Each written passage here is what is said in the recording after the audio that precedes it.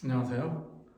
제1강의 두 번째 시간이 되겠습니다. 자, 이번 시간에는 조직의 의의에 대해서 이론에 대한 설명을 쭉 드리도록 하겠습니다.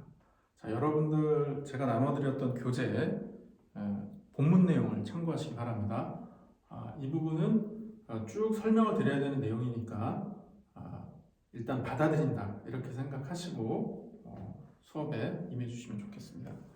영상이 다 이 화면을 잡을 수 없을 수도 있지만요. 봐주세요. 자, 조직의 의의에 대해서 먼저 볼까요? 자, 조직의 의의에 대해서는 조직은 중요하다라는 얘기입니다. 조직은 중요하다. 자, 뭐 세상에 어느 학문이 중요하지 않은 학문이 있고 어떤 부분이 중요하지 않은 부분이 있겠습니까? 그러나 조직은 중요하다. 왜 중요한가? 우리는 조직에서 조직을 뗄래야 뗄 수 없는 조직이란 뗄래야 뗄 수 없는 환경이기 때문에 중요하다는 것입니다. 그렇기 때문에 우리는 이 중요한 조직에 대해서 이해를 해야 하고 또는 바른 태도와 자세로 접근하면 좋다. 또는 바르다기보다는 조금 더 효율적이고 능률적이고 우리가 원하는 것을 더 많이 얻어낼 수 있는 또는 조직이라고 하면 조직의 목표를 더 많이 얻어낼 수 있는 관점이나 방법으로 접근하면 좋다라는 뜻으로 이해하시면 되겠어요. 자, 중요하다. 그리고 조직이란 무엇이냐? 사람들이 모여 있는 것이다. 인데 이 부분은 교재에 있는 것을 제가 한 번 더 읽어드리는 것으로 설명을 드리도록 할게요. 왜냐하면 이거는 학자들 또는 그간의 여러 명사들이 얘기했던 부분을 취합을 한 것이기 때문에 그들의 정의를 한 번 더 우리가 생각해보는 시간 갖는 걸로 하겠습니다. 그 다음에 본질은 어떠냐? 본질은 사회적 실체이다, 목적 지향적이다 이런 속성들이 있고요. 그 다음에 유형은 어떠냐라고 했을 때 학자마다 파슨스, 블라우앤 스캇, 에치오니, 카첸 칸 이런 학자들의 커다란 분류 체계들이 있는데 이것은 무엇인지 간단하게 설명을 드리면 이번 수업 시간은 충분하지 않을까 생각이 됩니다. 자 그러면은 교재를 보면서 제가 한 번 더 설명을 드릴게요. 자, 조직이란 무엇이냐? 조직의 개념은 무엇이냐라고 했을 때 우리가 조직의 속성은 자, 보겠습니다. 자, 여기 있네요. 자, 베버. 자, 베버는 뭐라고 했습니까? 조직이란 계속적이고 의도적인 특정한 종류의 활동 체제다. 이렇게 얘기를 했고요. 이걸 보겠습니다.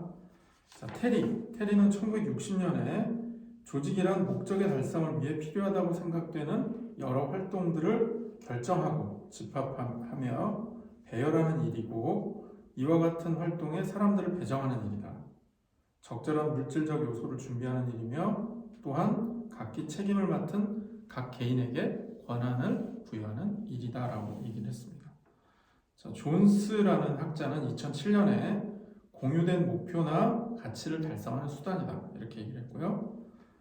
바나드는 1938년에 조직이란 의식적으로 조정된 2명 이상의 활동 또는 협동의 체제를 말한다 라고 했습니다.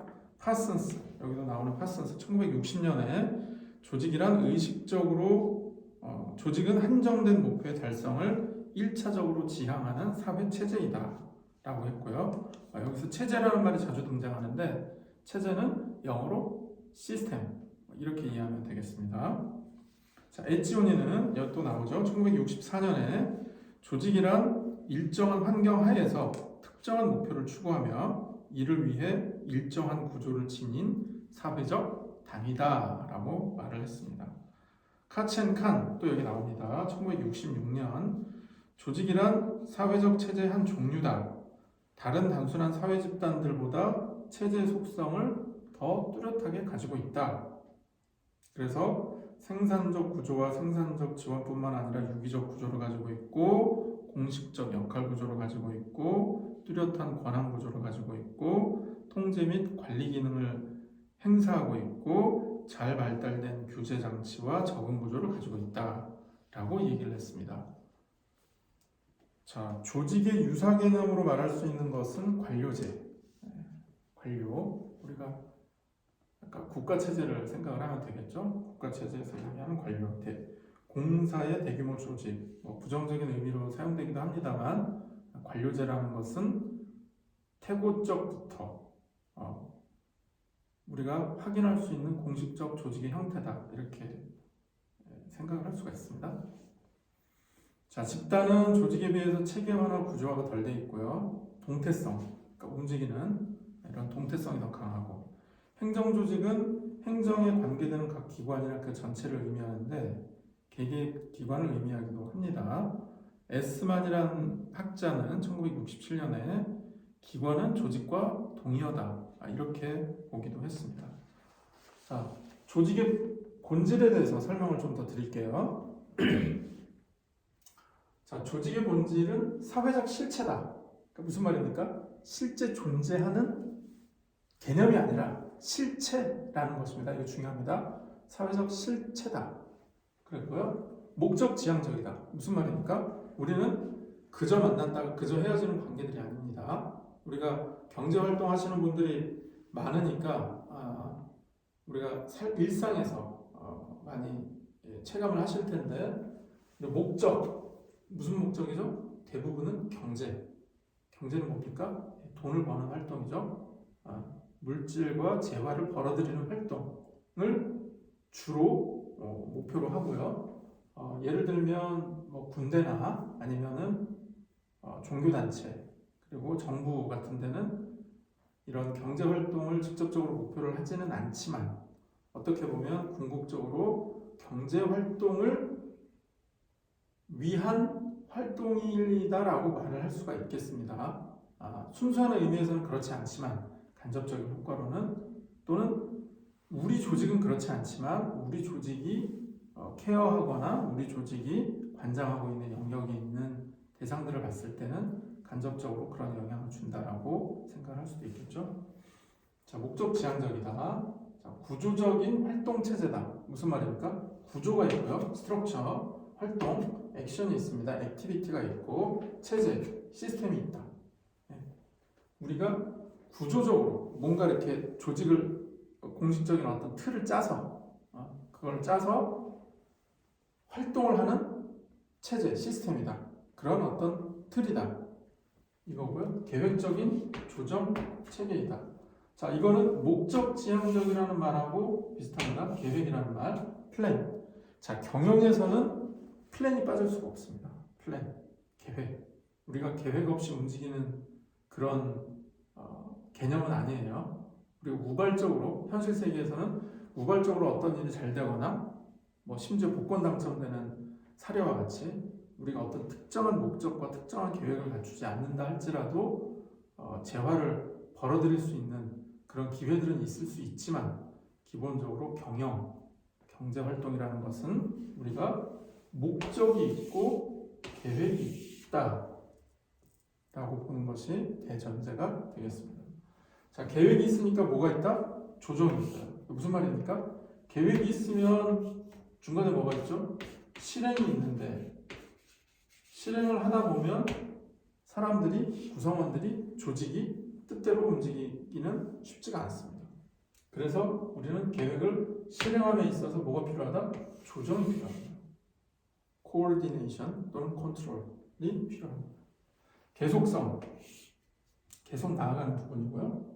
그 다음에 경계, 조직은 어디까지가 조직이고 우리 조직이고 어디 이상을 넘어가면 그건 우리 조직이 아니다. 우리가 아니다. 이렇게 말할 수 있기 때문에 경계가 존재하고요. 상호작용, 이 상호작용은 무엇이냐? 내부에서도 상호작용을 하지만 여기서 말하는 상호작용은 외부와의 상호작용을 의미하는 겁니다. 외부와의 상호작용. 조직이라는 것은 혼자서 존재하지 않고요. 외부, 즉 환경과 뭘 한다? 상호 작용을 한다. 이 작용이 뭡니까? 여기가 예를 들면 자 지금 현재 상태죠. 지금 금리가 올랐기 때문에 긴축을 한다. 또는 코로나 환경이 만연했기 때문에 외출이 극도로 제한이 되면서 뭘 한다? 양적인 완화를 한다. 자금을 풀고 간접적으로나마 소비를 촉진시키고자 하는 활동을 한다. 뭐 이런 게 외부와의 상호작용이 되겠습니다. 자, 다음에 유형에 대해서 학습을 해볼까요? 자, 유형을 한번 봅시다. 유형은 파슨스 1960년에 이 학자는 조직의 유형을 네 가지로 봤어요. 네 가지로 봤습니다. 첫 번째는 경제적 생산을 하는 조직이다. 두 번째는 정치적 조직이다. 세 번째는 통합 조직이다. 그 다음에 네 번째는 형상 유지 조직이다. 자, 뭡니까? 조직의 어떻게 보면 가장 근원적인 얘기를 한 거죠. 특히 우리 경영 조직론의 관점에서 봤을 때는 더 여기 주제에 부합한다고 볼 수가 있는데요. 경제적 생산